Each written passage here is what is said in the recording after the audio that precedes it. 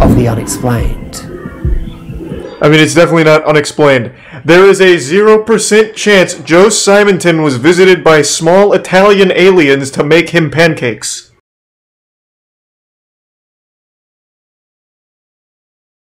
Marijuana robbery gone wrong, crashes car. Or is this that viral video where like the guy reaches into the car and then he like floors it? Actually, I think I know exactly what video this is. This is that one that got big on Reddit a while ago. Yep, this is the one. Yeah, and then this douchebag tries to like take off and it doesn't work. His friend hopped in the trunk, if I remember correctly.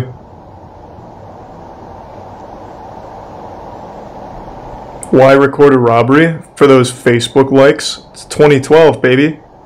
I'm in a silver car. Look left. Oh shit. Alright. His heart is racing. His first robbery attempt. Let's go! Thanks to the resub Panda and Jordansky.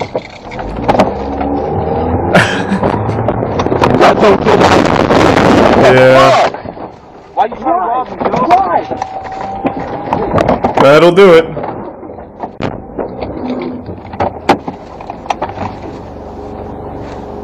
A pretty good plan. Just unlucky with the tree placement. You're stuck.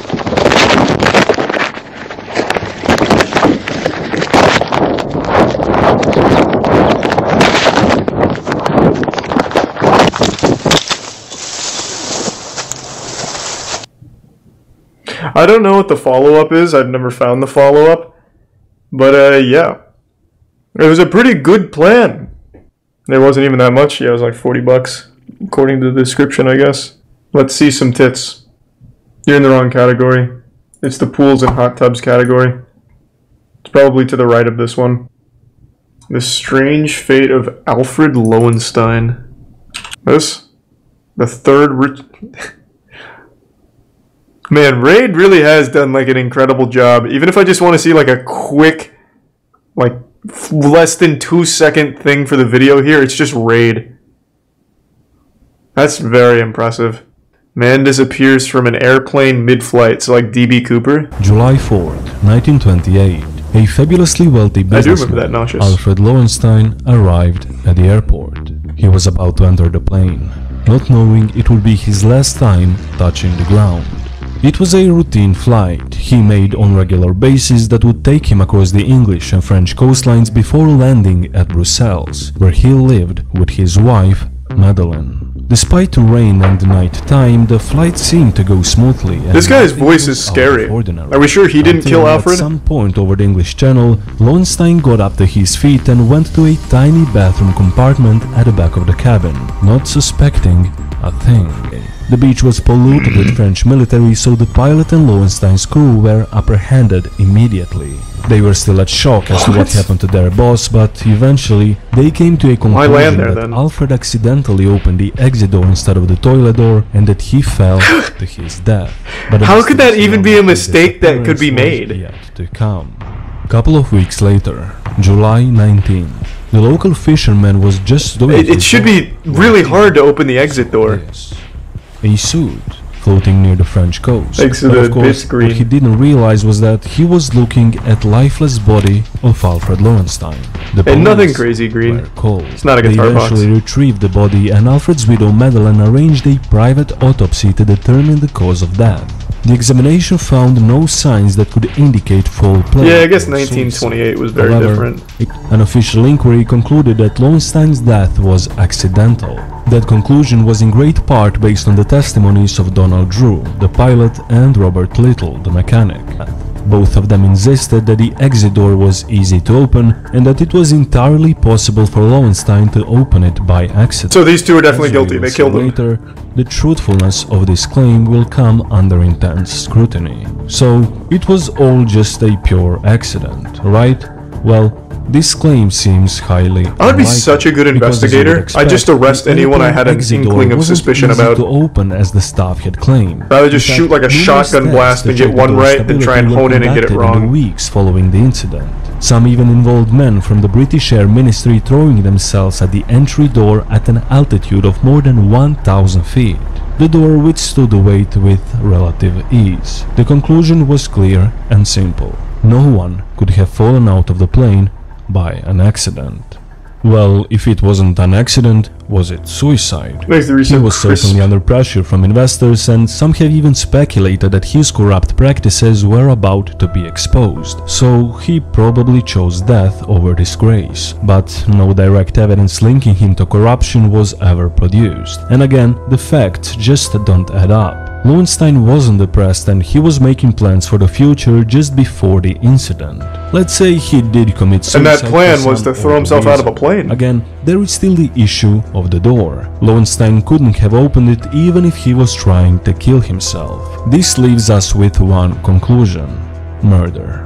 Alfred Loewenstein was forced off the plane. If that was indeed the case, by D.B. Cooper. Did it. Now, remember when we talked about how the exit door couldn't be opened mid-flight? Well, there's a theory that the conspirators replaced the entry door with a rigged one that featured loose bolts. This would make opening it mid-flight and sending Alfred to his death a fairly simple task. As for the original door, it could If you're the third richest man in the world, why wouldn't you hire pilots that you knew? Would then be switched upon landing. The final question remains: who was behind the plot? Some likely suspects include Henry Dreyfus, a business rival and former associate of Alfred. Well, that's a bit of a reach. I don't know about discovered that Henry was behind an exposé that circulated in the Belgian press few months before the incident. As a consequence, Dreyfus was facing a libel suit. Crime writers Robert and Carol Bridgestock have speculated that Loewenstein faked his own death and disappeared because of the financial irregularities in his businesses. This theory is supported by the facts that the body was buried in an unmarked grave and that his wife did not attend the funeral. At a distance of almost a century, your guess is as good as mine. However, that's pretty weird. Interesting twist to the tale, should you be inclined to believe in this thing. Thanks to Research Spaceman. M. Taylor, a respected medium at the time, claimed to have been contacted by the spirit of Alfred Loewenstein. Oh, yes. He alleged make the following statement. That's who I'll believe. Suicide entered my head till I went to inspect the plane before That's the prime code. Later, I suddenly felt an irresistible impulse to open the door and end my existence. I fought it, but each time it grew stronger. A fierce longing took possession of me which I could not deny. What I went through you will never understand. I longed for death more passionately than a condemned man longs for to this day. With that being she said, solved it. We came to an end. If you enjoyed the video, please give us a like since it only takes you a second and means a lot to us. Also consider subscribing. That was a lot of effort from this channel. I've never heard of them before, but that was very well made. I thought that was put together really nicely. Nice. Actually shocking. And that is an interesting story. They told that story in 9 minutes as opposed to 32. And I feel like they hit all of the important bits. That's what I like to see right there. They're able to condense an interesting story without it dragging. Much better. Much, much better. Joe Simonton pancake encounter? Is this satire? This is very clearly satire. With an extraterrestrial being. As a child, this one always made me quite hungry. He's a tier 1 VZ. Is the testimony of Joe Simonton. And the tier 1 inventions.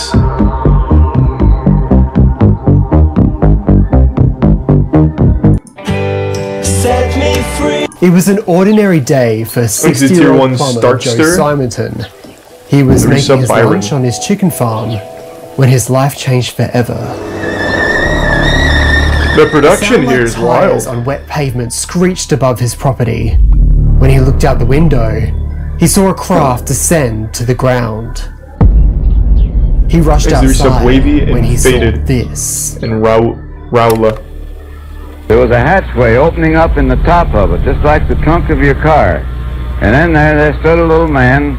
I say a little man, about 5 foot tall. That's not little, damn it. A jug or a container. And he motioned he wanted to drink. The little man was wearing a 2-piece suit and looked, according to Joe, Italian. What? On a separate occasion, he described them as wearing 1-piece. Still in shock, he took the filled jug back to the spaceship and handed it back to the man. The little man gave him a salute with the back of his hand. Stop calling him a little man. And Joe saluted back. Then silence. Joe described what they were making as pancakes. Unsure of what to do, Joe signaled that he wanted those fucking bastards by symbolizing eating. Coming to Earth to make pancakes? But grabbed 4 of them and handed them to Joe. They were incredibly hot and greasy. If that was their food, God help them, because I took a bite of one of them and it tasted like a piece of cardboard. And if that's what they lived on, no wonder they're small. Jesus Christ, Joe. Joe exited the craft. Well, there I stood in the driveway with a handful of greasy pancakes and my mouth open, wondering what the heck I'd saw, what had happened.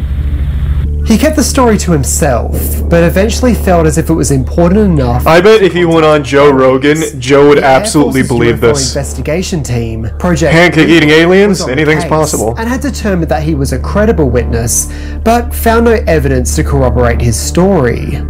The 4 pancakes ended up in different locations. The first one was taken by Project Blue Book, the second was kept by Joe, and the remaining 2 were given to various UFO investigation committees. Can I see the pancakes?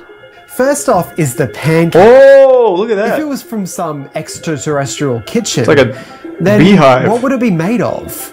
It was determined either by the Food and Drug Department or a group from Northwestern University, it's not really sure, that they were just regular buckwheat flapjacks made of flour, wheat, sugar, so they have good taste then, eh? Which I guess other planets could have those ingredients. But what are the chances? There are rumors that the wheat was unidentified. Who were they? The testimony... Maybe they just were Italians from another dimension. Theory 1. Joe carried out a hoax. He made the pancakes and told a wild story just for the attention. This is a difficult one for me to believe due to Dr. Hynek saying his testimony seemed truthful. Why? But he could have just been a very good liar. He doesn't even have to be a good liar. Theory 2. But how do they pull off the saucer effect? And why this sort of prank when Joe had no interest in UFOs before this encounter? Ultimately, when he was visited in what a 1970 dumb fucking by UFO story. enthusiast Lee Alexander, Joe admitted that he had seen aliens since.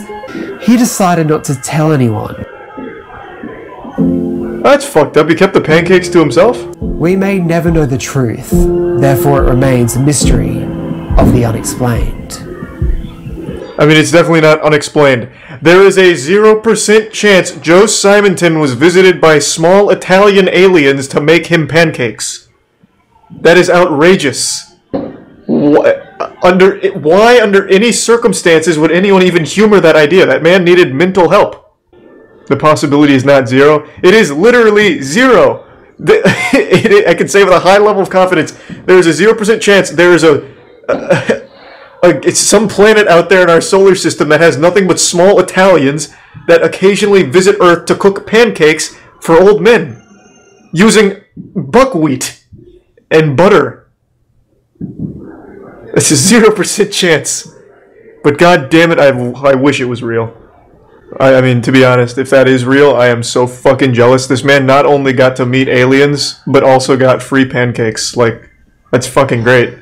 Yeah, if the multiverse theory is accurate and, you know, everything's possible, then I do suppose there is a chance that at some point there were small Italian aliens cooking pancakes. Sending an air tag to North Korea. What's an air tag? I sent an air tag to North Korea. This project was so interesting, and you're about to find out why. I still don't know what air tags are. I'm assuming it's like a little Neopet.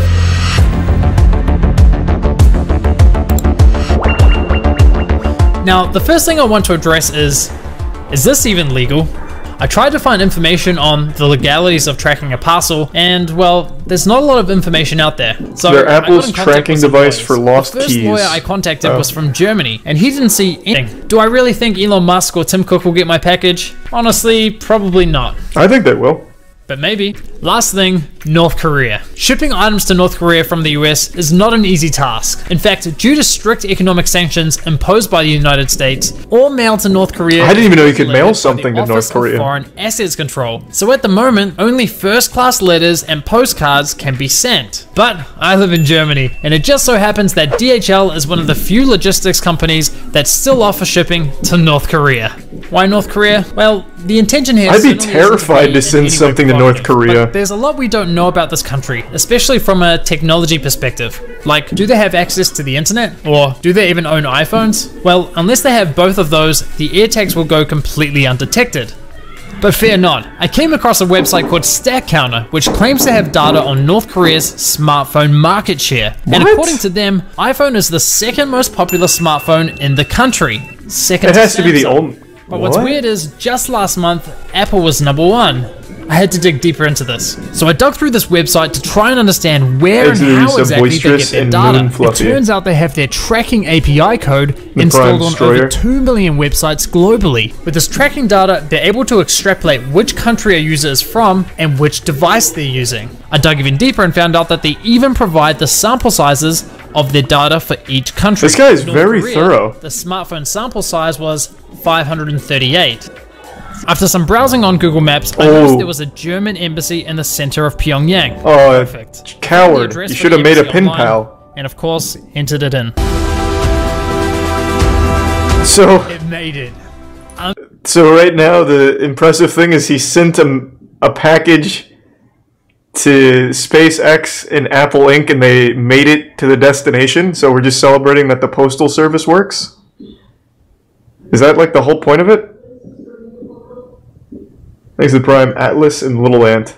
Unbelievable. Well, let's see about North Korea, I guess. I had no idea if any of these parcels would make it to the end. That bad boy on its way. It made it to Frankfurt and was chilling with the first, eventually going to go to North Korea. So if you want to find out what happens to that parcel, be sure to subscribe. I really didn't want to have to split this video into 2 sections, but it's already been almost a month now, and I really wanted to get this video out there for you guys. I appreciate all the work that went into that, but why? So it's basically just confirming that a package went where you told it to go? I thought something cool was going to happen with AirTags, but I guess I just don't know what they are. Ink cartridges are a scam. Oh, I believe it. I can totally believe they're scams. As a technical support assistant for an unnamed computer. Can't believe there's whole telemarketing centers. You know when you call customer support and 9 times out of 10 the person you're connected to is from a different country and you can't understand them and they can't understand you? 20% of the time actually fixing your problem and about 80% of the time trying to... I've never had that experience. That's because they're trained to. Anyway, one day I'm sitting at my desk getting yelled at by an irate customer from Georgia and a note comes across my computer's alert system. Every few weeks the manufacturer has to liquidate old products because they're about to get replaced with new models, and it was our job to try and sell. I've never called tech support and tried and been.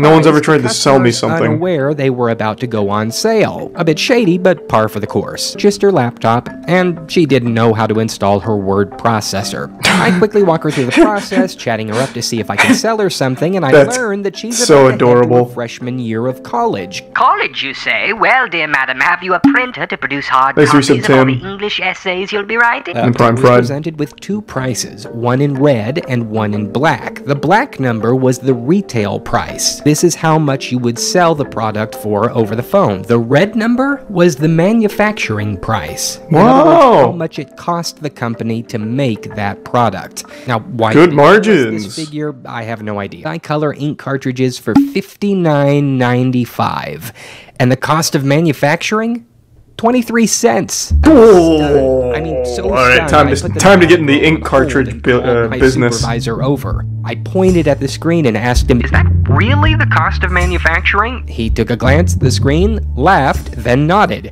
Yup. I looked at him in disbelief. That's a total scam. And he said, what can you do about it?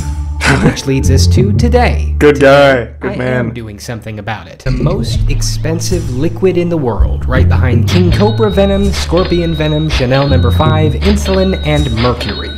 So first some disclosure. Whoa! Wait, that's a real fact? Printer this one. Laser what the fuck? This is my mom's printer. This is about the 5th one that I've bought this week. It excels in 2 areas. Number 1, the ink cartridges always need to be replaced, and number 2, it's always broken. Holy shit, that's I called up nuts. technical support myself, and the first question they asked me was, have you replaced the ink cartridges recently? So let's talk about the wonderful scam of ink cartridges. This is much deeper than I thought it'd be. One of these babies, pretty easy to manufacture, just some plastic bits, the ink goes here, but they mark it for about 50 bucks. Now the line that we're fed is simple. Ink cartridges are expensive because ink technology is expensive. HP reportedly spends $1 billion annually to develop printing technology, but what really has changed about these fellas in that time? Actually, not much. Like I said, plastic shell filled with ink. Turns out all that technology is housed in here. Ever notice that these usually... Yeah, why not just have someone else print it for you in that case? Doesn't that seem insane? Well, what if I told you that that was all in the design? You might not know it, but most printers are sold at a loss, and the money is made back from the cost of printer ink. This is a marketing ploy known as the razor and blades model. I'm learning so much about ink. Price in order to increase sales of the complementary good, which is often a consumable that must continually be resupplied. In a nutshell, give them the razor, sell them the blades. Oh, I'm sorry to hear that, Moogle. Is give them the printer, good boy, Nitro. I'm sorry to hear about that. Consumable, and before too long, the printer itself is paid for. Right, so tons of ink cartridges are manufactured with this little chip on them. Printer companies like to tell us that this little thing's purpose is to monitor the quality of the ink. The chip lets you know when your printer is running low on a particular color. The chip can facilitate firmware updates to improve performance. All of this is baloney. The chip is designed to get you to spend more money. For example, say you're running low on cyan ink. The chip will tell the printer to stop operating, even if every other color type is full until that single color is replaced. But here's the That's so smart. The chip says you've got low ink. You actually don't. Right? So this video is 3 years old now. Have they ever said anything about this? My ink cartridges. This is a big video. I feel like they had to have made a statement. The chip is designed to prevent that as well. Just last year, a major court case over that very issue between Impression Products and Lexmark went all the way to the top, and the Supreme Court ruled in favor of the little guy, reaffirming a consumer's right to repair and modify products nice. Purchase. Let's go. It makes no sense that something like that had to go to the highest bruiser boy in the land. Brody. But in the printing world, exploitation of consumers is the rule of the day. Like, for example, did you know that many printers purposely mix a little cyan ink into every black and white document you print? That's right, while you're thinking, hey, I'll just print black and white to save my color cartridges, printers are designed to use a bit of color without telling you. And as we've mentioned before, if even one of those cartridges registers as low ink, the entire machine is disabled. Oh, but the companies say this extra little bit of color gives it a purer black. That's not how it works. And for every diagnostic you run, every test page you print, you'll be using up those lovely ink cartridges more and more and more and more. You literally get to pay to make sure the thing you've already bought still works on a regular basis. Isn't that great? Yes. This is fucking deep. You go with, all printers suffer Holy from the same shit. eye gouging issues. The ink costs too much. What an elaborate scam. The printers always have driver issues. Wireless never works. The interface on every model is impossible. Yeah, this is just like the McDonald's ice cream machine. This is just like it. Product that is designed to stop working and force customers to purchase another product, even if there's nothing broken about the product in question. Take this thing, for instance. This is my genius printer. She uses it to print letters.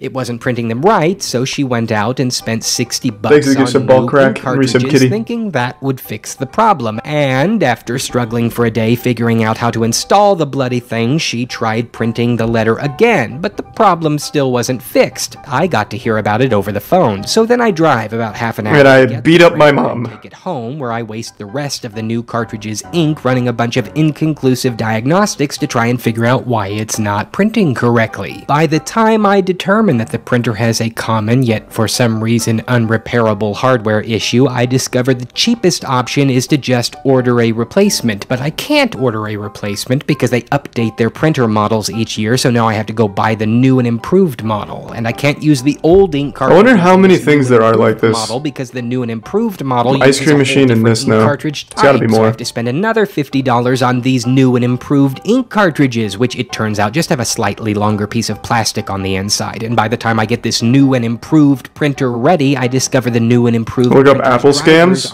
I'm not a fucking idiot. That whole company's a scam. I go on the printing company's obtuse website and use their auto detect tool, which doesn't work, to try and find a driver that is compatible. And in order to locate the compatible driver by hand, I have to determine if she's using a computer that runs on a 32-bit operating system or a 64-bit operating system, which many of you at this point may realize is not the kind of information that moms usually know the answer to. So by the time we figure that all out and get the printer working properly, we're left with an obvious question: why is this still a problem in the 21st century? We shot a car into space. Did 3D printers have this problem as well? I've never actually seen one. So is there, like, manufactured obsolescence with a 3D printer? Obviously not ink related, but, like, do your particles not work sometimes? That felt better. No, so 3D printing's pretty safe? Not a scam? Well, that was much deeper than I expected that to be. I haven't used a printer in years. Quite literally, I haven't used a single printer in pretty much as long as I can remember. So it doesn't personally affect me, and yet I still felt offended and invested. Like, I'm ready to take to the streets. Thanks to the resub, no dad, no milk. Bus cannibal given complete freedom in Canada? Yeah, I know about that. I even talked about that.